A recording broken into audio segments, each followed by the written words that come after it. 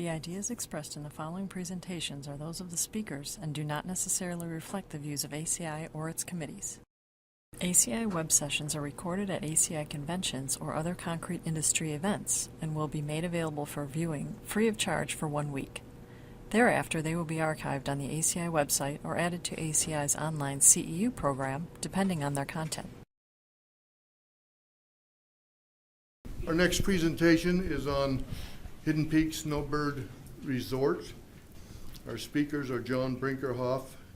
He's the manager of self-performed concrete construction at Layton Construction, and Sam Koceja, who is the sales manager of Altaview Concrete. The focus is on overcoming the challenges in concrete construction for the Snowbird project. Truly concrete elevated on this project. Mr. Koceja has over 22 years of experience in the concrete industry. He began his career batching concrete at Altaview Concrete's Point of the Mountain batch plant, followed by several years in dispatch, quickly assuming the role of dispatch manager. Sam currently serves as sales manager of Altaview's growing company from central to northern Utah. John Brinkerhoff has been with Layton Construction for over 25 years, where he began his career as a carpenter and quickly rose through the ranks to become a general foreman, project engineer, and superintendent. Before setting into his current position 6 years ago as manager of self-performed construction, John managed field operations for several high-profile Utah projects, including Micron and Lehigh, Rice-Eccles Stadium at the University of Utah, and the Conference Center in Salt Lake City. John and Sam. Thanks, Jerry. So this is Sam. We're kind of do this a little bit informal today. It's not quite the same level as Kim's is. It's more of a story format, and we're going to jump back and forth a little bit to kind of share different experiences from different perspectives with you. Go ahead. And then, of course, this is John, who works for Layton Construction. They were the general contractor that took on the story that we're going to tell you guys today about truly building a building on top of the world. It's a lodge at 11,000 feet. And John, why don't you open up and kind of tell us how this all began? All right, I'd love to. So it's a little bit of a story, and so I apologize if I do a little bit of reading. I'm going to try to shoot off memory. But in 1969, there was a gentleman by the name of Dick Bass that was at a party in Vail, Colorado. He was also one of the board of directors of Vail at the time. While he was at the party, he met a guy by the name of Ted Johnson. Ted Johnson was the manager of the Alta Ski Resort Lodge in Little Cottonwood Canyon. For those of you who don't know where Little Cottonwood Canyon is, it's right here along the Wasatch Front. It's toward the south end of the Salt Lake Valley, and it's probably the more rugged canyon of the ones across the front here. So they talked a little bit, and they hit it off right away, both having a lot of common things to talk about. And there was an idea presented, an idea about a ski resort. So within the next few days, Dick was actually with Ted hiking around in Little Cottonwood Canyon in some mine claim areas. They talked a little bit more and found out that Ted had been buying these mine claims up and had talked about the ski resort, and they continued their ideas. Dick bought in. He bought in quick, and by 1971, Snowbird was actually open. So the tram at Snowbird, which accesses Hidden Peak, it was one of the first of the 4 lifts to be put in. During the construction of the tram, the peak actually had to be taken off. And we'll talk a little bit more about that in detail in a second, but in order for the tram to go in, there was a lot of excavation needed. Dick was also known for the stewardship of the mountains that he had, and always had an issue with what they did to the peak. Dick was also, a little side note, he was also the first man to summit the 7 peaks. 7 peaks are the highest peaks in each continent. He also wrote a book, The 7 Summits, which summarizes his adventures at that point in time. So quite a mountaineer, love for the mountains for sure. So through the years, he had that idea that he needed to do something about the peak, and that vision kind of followed him.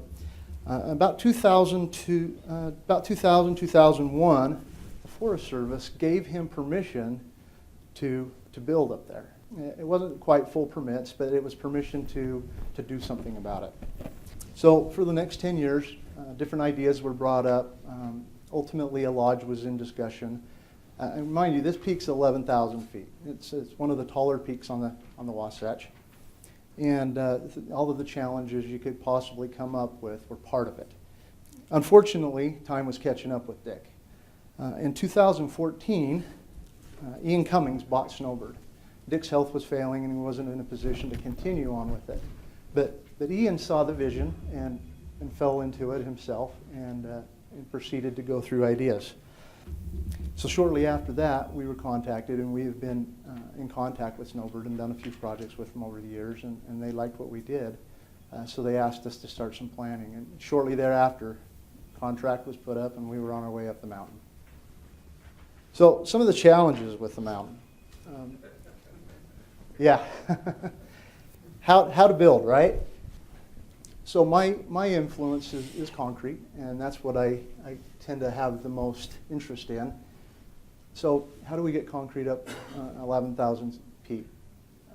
We talked about the use of helicopters. Helicopters are obviously going to be quite costly, and if you think of putting any kind of concrete in volume in place, how likely are you going to get it in 2 yards at a time? The tram actually has a 25,000 pound carrying capability. You can see here in this picture there was some rigging on it, and they're using it to carry up a Mini X.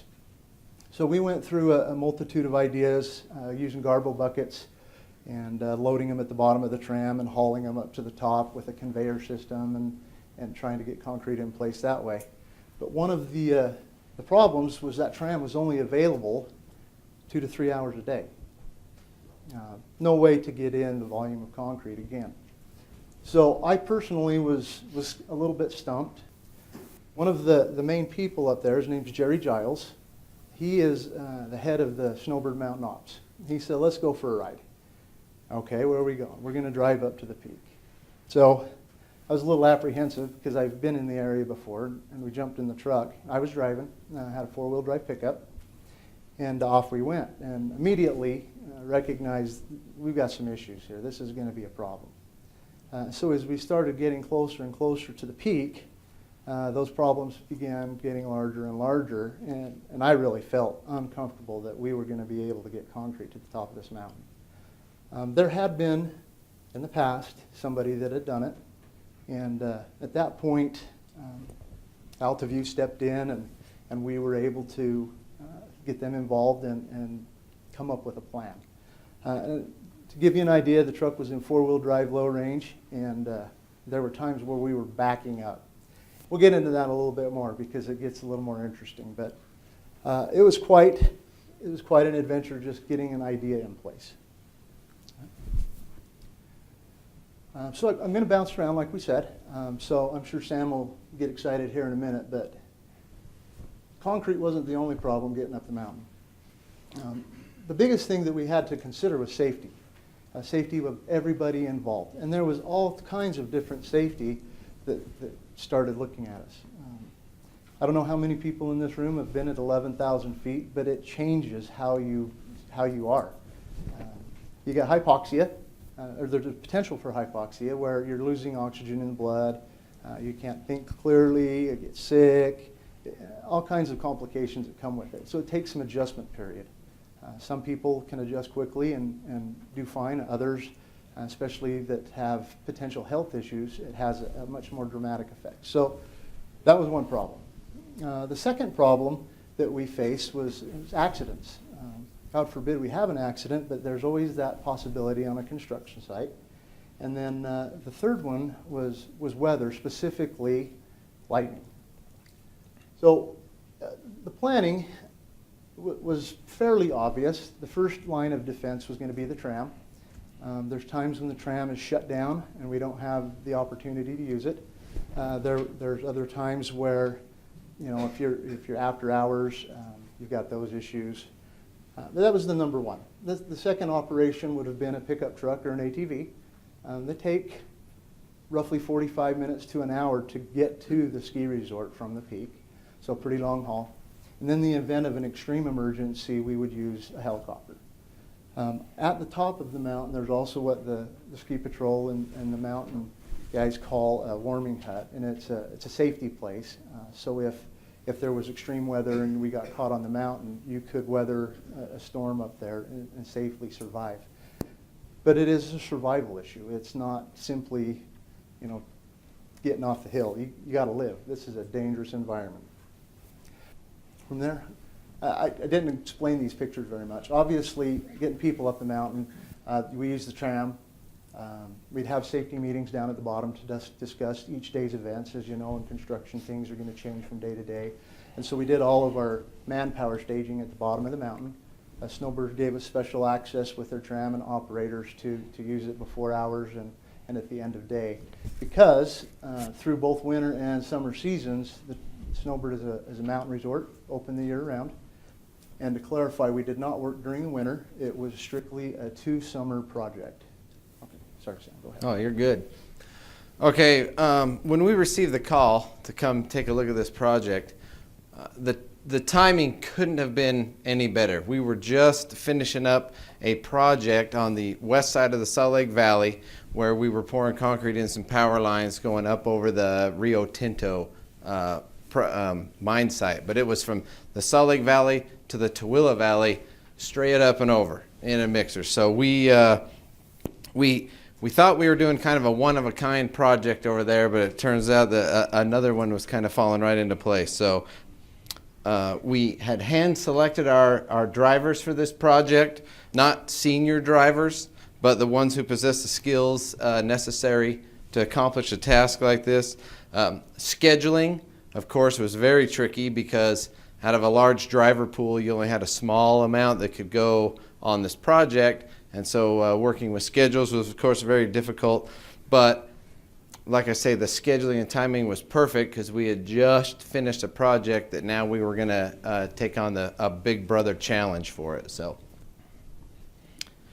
we did some research and developed what we called a mountain driving course in-house. This extensive training, also it included tight maneuvering, brake checks, adjustments, use of gearing for steep grades, and communication with spotters, because when you get up on the mountain, radios don't always work. Cell phones, of course, don't work. So there was hand signals and flashing of lights and things that was going on. So everybody was on the same page. And each driver of ours had to pass this mountain driving class. You didn't get a participation trophy. You actually had to earn your spot up on the mountain. While we were up on the Rio Tinto project, we adapted to, or we modeled their track system that they use, which of course is thinking through the tasks, recognizing the hazards, assessing the risks, controlling those hazards, and then keeping safety in mind at all times. Track was used on any situation that changed from a previous one, which was often, and this was something that we reviewed and trained often throughout the project. Safety had to be in the forefront of everybody's minds because, as you'll see in some pictures in a minute, a small maneuvering mistake would cost a life. I mean, there was zero room for error. Prior to actually taking concrete up the mountain, we made many trips to the site. The first one was in a pickup, like John did, just going up and seeing what this project was going to be about, measuring turns, calculating the switchbacks. The project was a little bit different than our Rio Tinto project because, as this picture shows right here, when we were coming over Barney Canyon, we were going up these steep corners and grades, and they had huge equipment. They didn't care about digging holes. They said, how much room do you need to make a corner? We'll dig out a hole. Well, the Forest Service requested that we make as just minimal disturbance to the mountain as possible. So after a lot of calculations and measurements and cutting the road out with a minimal disturbance, we took our first dry run in an empty mixer with nothing, not loaded, just up there to see if it would work. Made a few adjustments to the road after that. And then we actually delivered our first load, a 5-yard load, up to the top of the mountain. We determined that 5 yards would be a good safe amount to start with. And and remember, and these pictures aren't, the good pictures are coming, but remember, this road was scary in a pickup. So it gets fun, I promise. So, footings, I described earlier that they took the peak off the top of the mountain. When they took the peak off to put the tram in originally, they just pushed the overburden off to the side. And it sat there for, well, since 1971-ish to current time. Well, all of the footings had to be bearing on bedrock. Now, the design of the building was such that it was stepped and it was situated in a position to where there was an approximate idea where the bedrock might be. But if you look at these soils in this picture, I couldn't tell you where the bedrock was. Right? We had to have a geotech on site full time.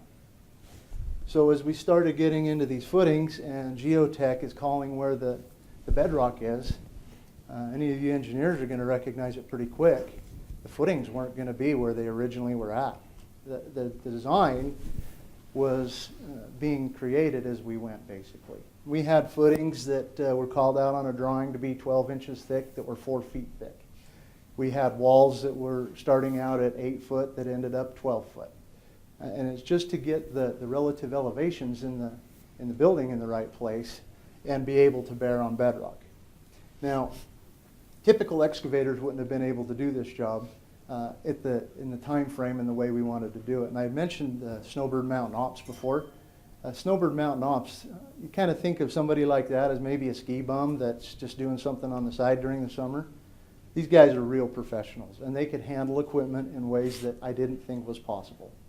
So they came up with some equipment. They started cutting lines in rock, and we were able to get footings in. Again, structural engineer on the phone every single day.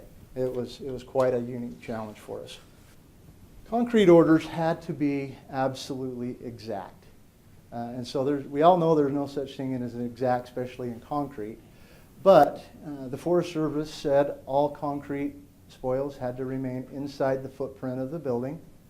There was no way to take concrete off the mountain in a truck, and we weren't able to use geopans up there.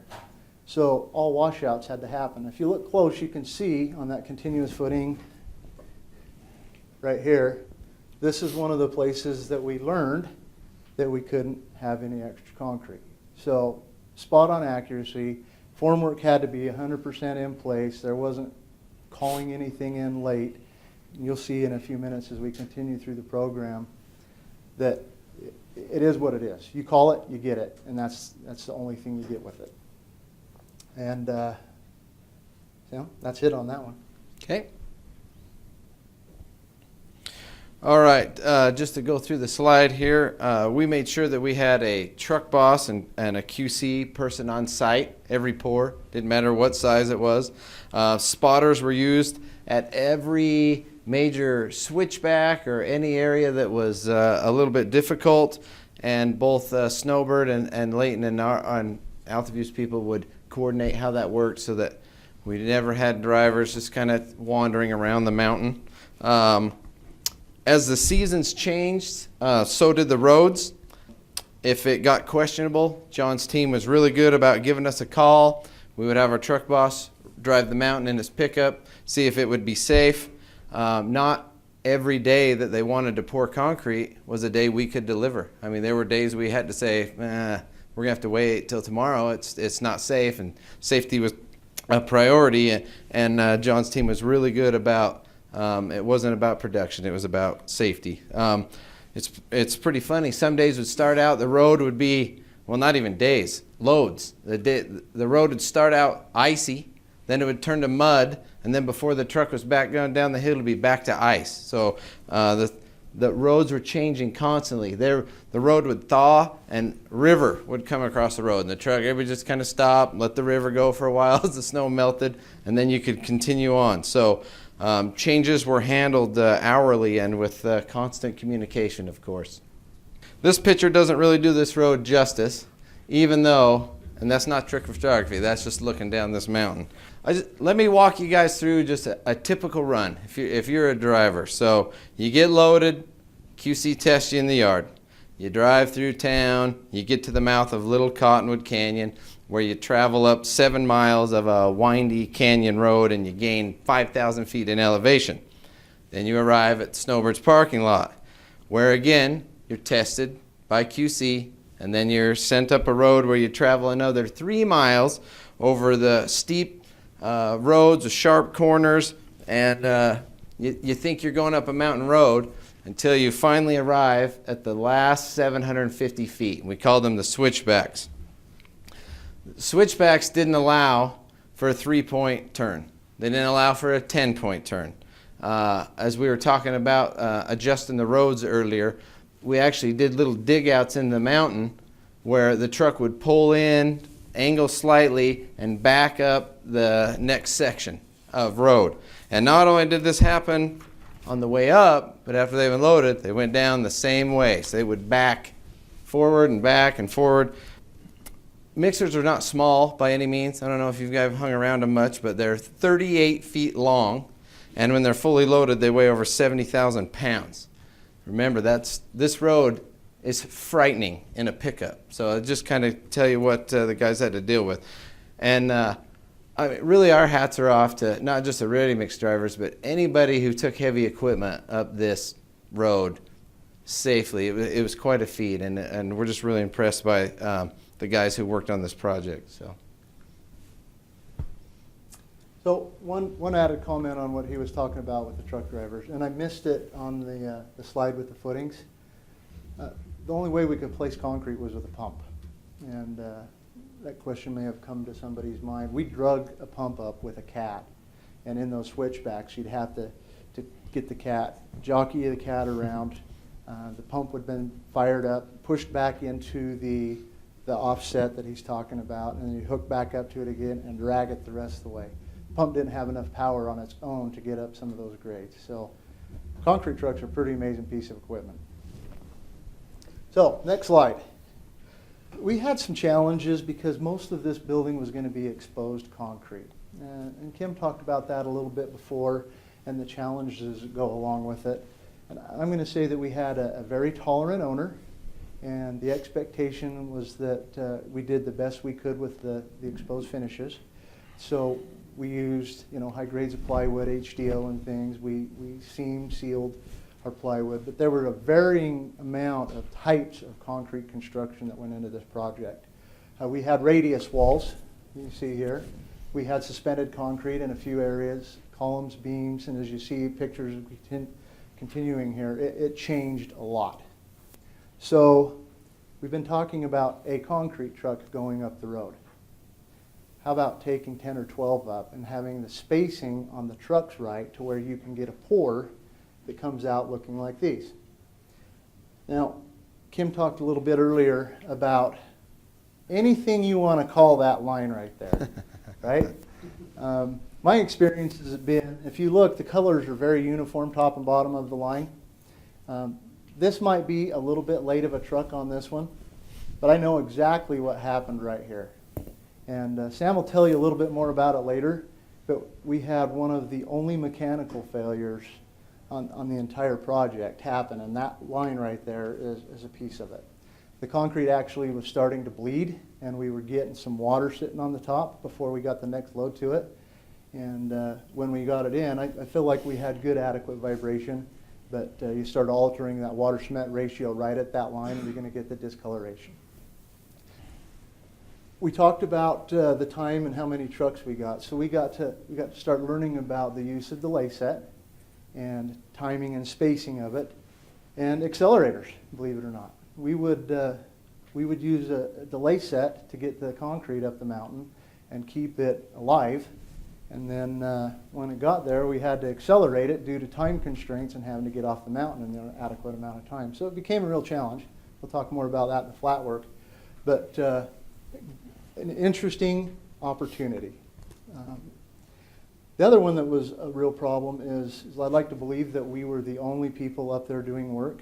But if you think about the sub-trades involved, we'll get into that a little bit more, but we still had rebar that had to come on site. We had different other subs, plumbers, electricians, and any other activity that while we were pouring walls, though we had priority, it was still a challenge to get our concrete to us with adequate time to keep it alive. Good. All right. Oh, by the way, before we go any farther, there's that pump truck we were talking about right there, and there's a mixer. I don't know if that's blurry or hard for you guys to see. That's just, it just comes up along this road right over here. And didn't you leave the pump up there? Pulled it up in spring, left it till fall, Yeah, we and then left it did the it whole again the season. next year. So it once it got up on site, it stayed there. So just, of course, by the sheer location of the project, concrete had to be in spec when it was on site. We did air and slump tests, like I said earlier, at the plant, in the parking lot, and when it arrived on site. Every possible admix was delivered to the project in totes, because we had to be able to adjust as needed. And our deal right off the bat was no concrete could be hauled down the mountain. No weight in the truck, no exceptions. So even, so if something went wrong, there had to be a home for the concrete, but if we could doctor it up and use it, that was our plan. Staging or travel to the site from the parking lot was 1 hour.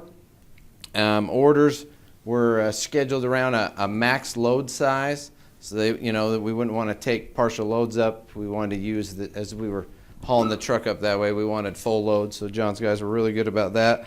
And consistency with the mix, with all of these conditions that created inconsistency, happened through basically communication, just a work of art communication, lots of talking. The mix designs were 4,000, 4,500, and 5,000. They were low shrink and low water cement ratio.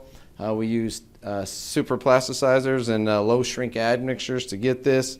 Set times would vary with the conditions at different times in the day, and so figuring out delay and accelerator was a very complicated task that we worked through together.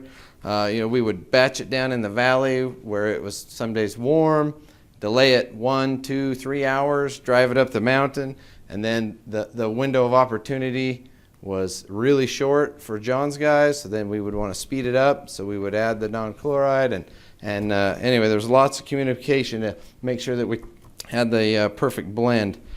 Our quality control guys did a really good job with John's team to make sure that as they progressed through the day that they would make these adjustments along the way, and it was a lot of communication and a lot of people on site doing the right things that made it possible. So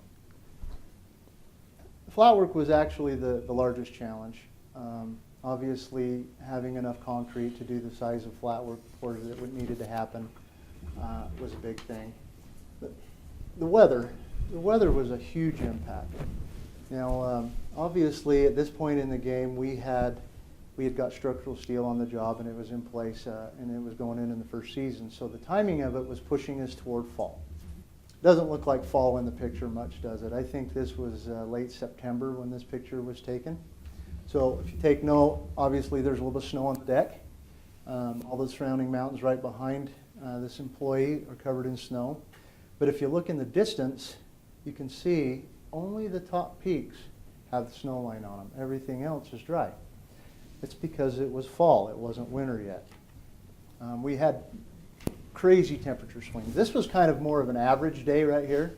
20 in the morning, 70 in the daytime, again 20 at night. Sometimes it was more dramatic than that. Again, delay set and non-chloride accelerators were the only way we could manage the concrete and get it done. High winds. Wind is one of concrete's worst enemies, and it never quit blowing at Snowbird.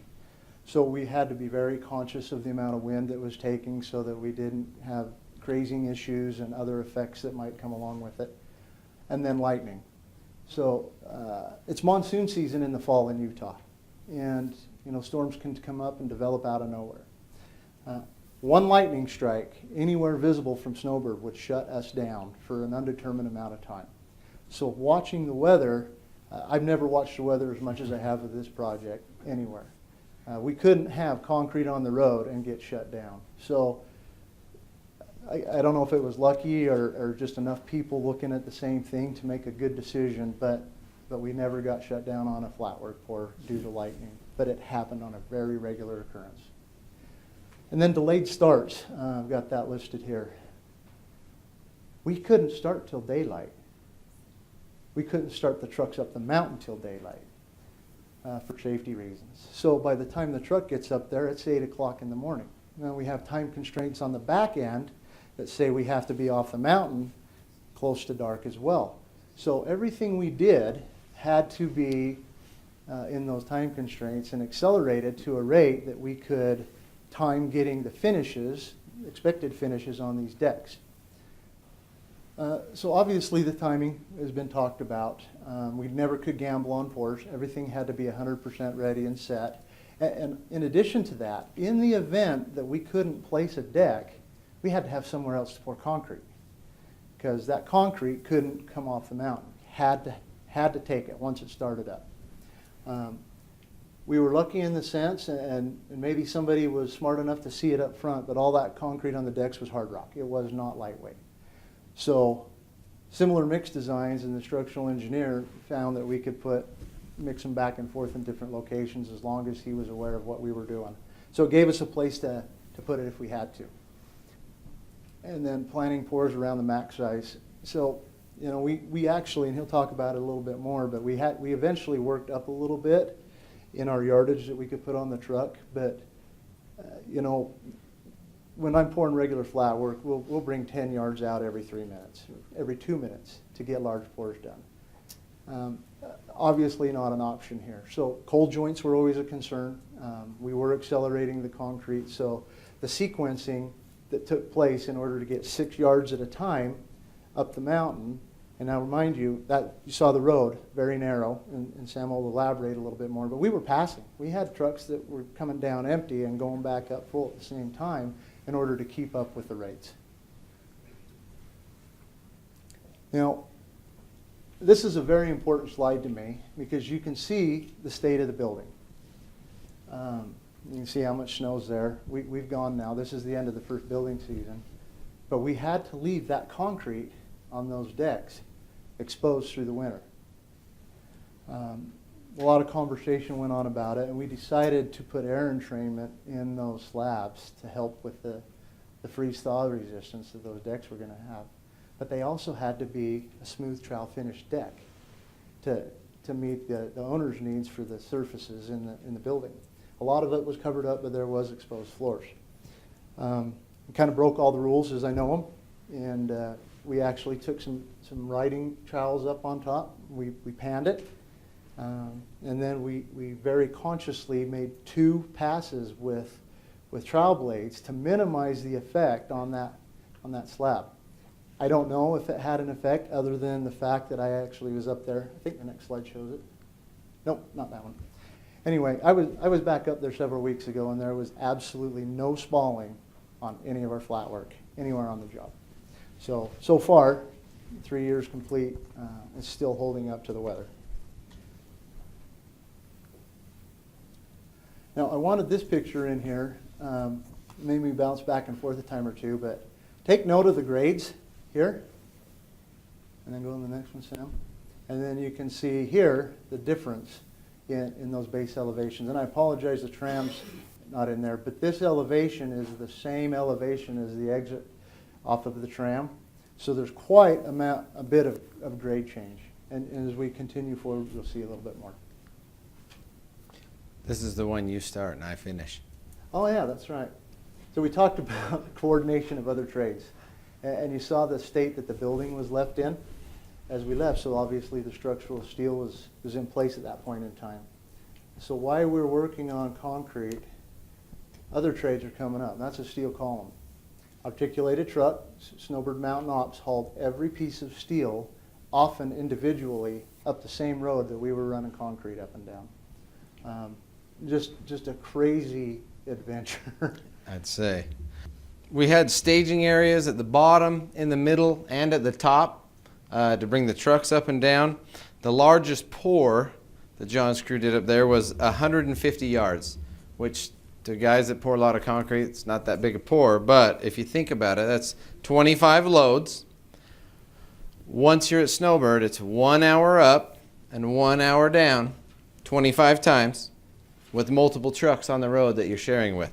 If you do the math on that, it's a lot of preparation to get that done in a short amount of time. The mountain brought other challenges as well, besides just scheduling. Sharp rocks could pierce tires.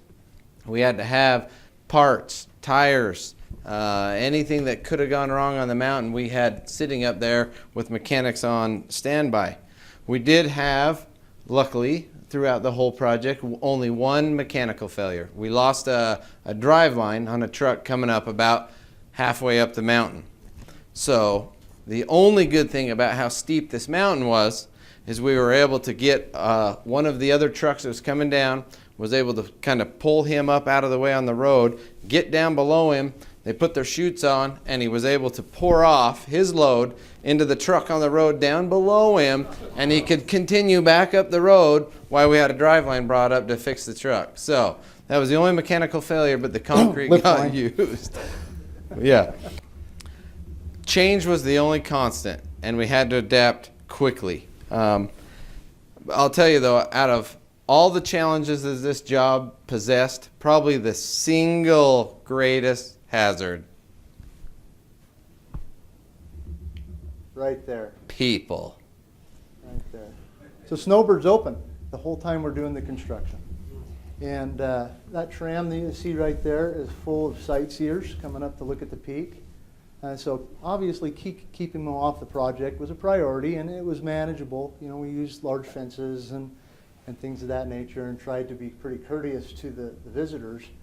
But oftentimes these visitors would ride the tram up and walk down the road back to the base elevation. You know, a nice hike for them in the afternoon. And that was one of Snowbird's main concerns, is that we were courteous and we gave them right away on everything. I actually personally had a complaint from a pedestrian that I had kicked up dust when I drove by. So it was quite a challenge dealing with pedestrians. And obviously life safety is our #1 priority. But picture people walking down this road and trying to get a vehicle by them. It had a lot of influence on how we were able to get things to the site. Okay, next up is a small news clip that they did on the project. So let's play that real quick. Well, if you get off the tram up at Snowbird Ski Resort these days, you're in for a big surprise. Yeah, my Ron on the Run report, I show you what it is and how crews are making it happen at 11,000 feet. Ready, set, go. The aerial tram at Snowbird. An awesome ride, breathtaking views all the way to the top of Hidden Peak, where something big is taking shape. There are not very many projects, Ron, that are built at 11,000 feet on the top of the mountain. Yeah, unusual to see the rising columns of steel and cement trucks making sky-high deliveries. It's just going to be an amazing facility. Just cannot wait to have it open. This mountaintop project, right as you step off the tram, is a 42-year dream come true. 3 levels, lots of glass for a first-class experience. It's going to have ski patrol offices. It's going to have dining facilities. It's going to have a patio of about 10,000 square feet that people can enjoy year-round. It will replace the old warming hut, or shack, as it's called around here.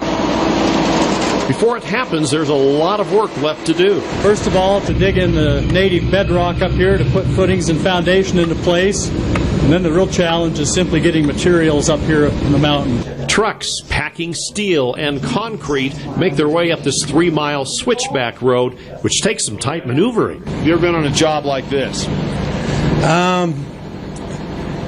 Few and far between. This is quite the adventure. Driver Paul Page of Altaview Concrete says it is a 3.5-hour round trip from the cement plant. Wondering how many truckloads of concrete are coming up the mountain? Well, we did a little math. They figure this project will take about 1,500 cubic yards of concrete. Each truck carries 6 cubic yards, so that equals 250 truckloads. All of this construction won't be wrapped up for another year. We're here through this summer season, and we'll be here until the snow blows us off the mountain, and then we'll come back when it's thawed next spring and complete this project through next spring and summer. A bright new attraction for the local and world visitors who come here year-round. Well, Well, some environmentalists have not been too excited about this project, but Layton Construction and Snowbird, who work really close together, have gone through the permit process, and they say they've always been good stewards of the land. Now, we are told that during construction there won't be any interruptions to summer or winter activities. So, That's awesome. For them, Okay. there weren't any interruptions. We were constantly interrupted. Oh, big time. Okay, so as normal, the news got most of the story right, but let me give you the real totals, the totals that we ended up with up there. There was 1,897 yards delivered to the site. Our average load size for the entire project ended up being 6.4. We started at 5. We went with that till we felt comfortable, went to 6, and then we went to 7, and 7 was the max. But it ended up being 6.4 average, which is 289 loads up the mountain. Our average round trip time, so when the truck got its ticket till when it was back in the yard, the average for the project was 4 hours and 43 minutes. Now, we talk about the totals, but we didn't talk a lot about the end of season 2. Do you want to expand on that? So most of everything that we've shown you so far was season 2, and I don't have a lot to add to it other than you saw how we left in season 1, just a steel skeletons poking up with the slab on metal decks. So season 2, most of the concreting involved the aesthetics around the building. We have this sign wall that Snowbird wanted up, a set of suspended stairs here. It's a combination of stairs on grade and suspended. Quite a bit of architectural concrete work. As they mentioned, a 10,000 square foot deck. All of the exterior deck is heated. Works pretty good. I wouldn't say it's flawless. You still have expansion and contraction issues. But overall, it went really, really well. Good. All right. This is my personal favorite slide, not just because it's really cool looking, but it's for what this slide right here represents. It's really our celebration slide. It's 2 years incident free, 2 years with no low break issues, no overall real concrete issues, minimal mechanical failures, and this is a big deal for us. This is what we're proud to prove that a little planning and preparation actually does pay off, and this is kind of our celebration slide for that. That was a slow-moving curtain. Yes, it is. So this is a completed project at the end of the second season. We were ecstatic. The customers are happy. Skiers are really happy because obviously you saw what that warming shack looked like. Now there's full amenities. There's life safety capability here for a lot of people. There's restaurant. Just a really nice facility. It's a building with one of the best views in the world. If you travel into the south end of the valley, you can look up Little Cottonwood Canyon and see the hidden peak and the tram hitting that peak right now today. But more importantly than anything, it was a dream that came to life. Right? This dream started in 1969, and unfortunately Dick's not here to see it, but he got his wish. He replaced that peak on the mountain. Like I said, I was up there a couple of weeks ago. Great picture, walked the facility. It's still in fantastic shape. It looked like the day we walked away. A lot of high usage. We had one slide. I wish I would have pointed it out earlier. Oh, the stairs going down. The stairs, yeah. Yeah, there's stairs going There's down here to the next level. Going down for the summer use that drop right here. So as the snow builds, they start terracing it off to make access for the skiers easy. All of the guardrails are removable, so when the conditions are the way they want them, they'll actually pop those out, and you go from the heated concrete right onto the snow level. So great facility. One of the more challenging projects I think that we've ever been involved with, and my hat's off to Altaview for the help they've provided us. Thanks for letting us play. You guys have any questions? Did you make any money? No, we did wanted okay. the opportunity to speak at the ACI National Convention. That's why we did it. Thanks, Tammy. That was a fun project. Yeah. Did you consider precast at all? It was talked about, but the precast may have presented more of a challenge than getting the concrete trucks up there themselves. You know, it would have been one piece at a time. We were already bringing steel up that way. We had to get the footings in place even if it were precast, so it just made sense. And once we started that system and went to the time and expense to continue up, and the owner didn't like the idea of precast a lot. Right. Yeah. You could probably have used steel fibers and then adding it into all your rebars, which would have been much easier as your reinforcing would have been included into the truck mixer. Yeah, and I know in Europe that's definitely a direction that there's a lot of people going right now, and I don't know if the trend is moving this way as rapidly as others would like to see.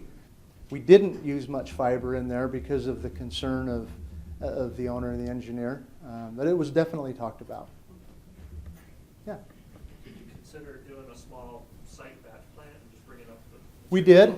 We did, and again, it was about the same amount of travel and difficulty in coordinating getting the materials up there, and then we had the added expense of having a batch plant on site with limited space, and the waste disposal, because they would have quite a bit, as well as water access. So And water, until we brought the water lines up, water was a huge issue. And we did the math calculations on that, and it was actually less vehicles on the road to take mixers up than it was to haul materials, cement powder, fly ash, rock, sand. So it actually kept traffic. It was close, but it was less than the ready-mix truck. So. How did you protect this new structure when you had to walk away, you know, at the beginning of the winter and come back? Galvanizing paint and good concrete.